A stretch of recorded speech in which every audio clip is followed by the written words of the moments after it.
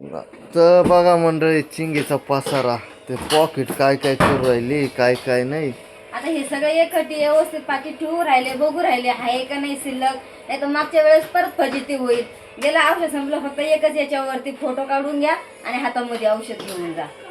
तसं काय वाटतं का नको म्हणून, त्याच्यामुळे मग बघते किती शिल्लक राहिले, मग तेवढी द्यायला परत ऑर्डर द्यायला.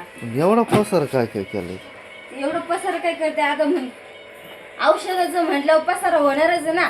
आलं गिरायक पळा बसा इथं, घरात तसंच राहणार आहे. त्याच्यामुळे म्हटलं पटपट आवरून घेऊ आता, थोडं कस्टमर परत 10च्या पुढे चालू होईल. हे सगळे औषधं भरून ठेवले कोथड्यात.